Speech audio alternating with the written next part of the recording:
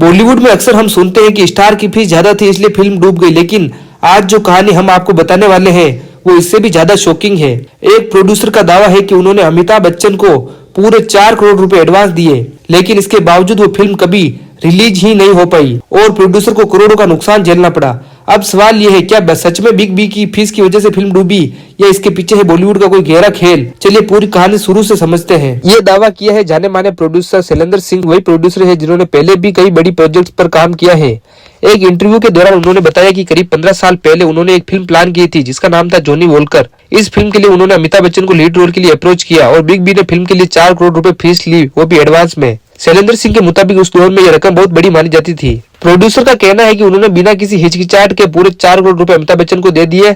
सब कुछ प्लान के मुताबिक चल रहा था, स्क्रिप्ट रेडी थी, कास्टिंग पर काम चल रहा था और डायरेक्शन की जिम्मेदारी सोजित सिरकार को दी गई थी, लेकिन यही से कहानी ने अजीब मोड़ ले लिया। शैलेंद्र सिंह के अनुसार फिल्म के प्री प्रोडक्शन के दौरान ही क्रिएटिव डिफरेंस सामने आने लगे।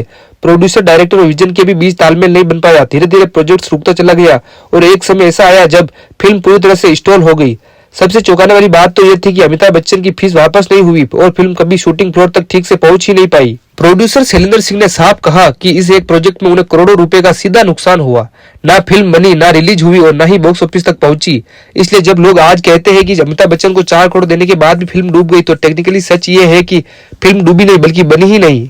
प्रोड्यूसर के मुताबिक इस पूरे मामले में अमिताभ बच्चन का व्यवहार प्रोफेशनल था। बिग बी ने कभी पब्लिक लेवल पर इस इश्यू को लेकर कोई कंट्रोवर्सी क्रिएट नहीं की। प्रोड्यूसर का कहना है कि अमिताभ बच्चन ने यह साझा किया कि फिल्म बिजनेस का हिस्सा है और कभी इस मुद्दे को बढ़ाया नहीं। यहाँ सबसे बड़ा सवाल यही उठता है, क्या 4 करोड़ की फीस ही फिल्म के डूबने की वजह थी? इंडस्ट्री एक्सपर्ट्स मानते हैं कि सिर्फ स्टार फीस से कोई फिल्म फ्लॉप नहीं होती।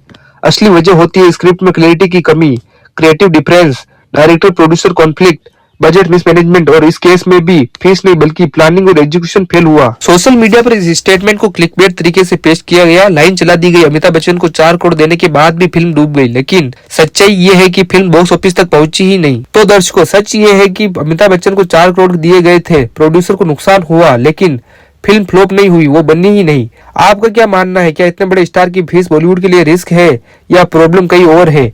कमेंट में अपनी राय जरूर बताएं। आज के एपिसोड में बस इतना ही। आप देख रहे हैं खबर मूवीज। शुक्रिया।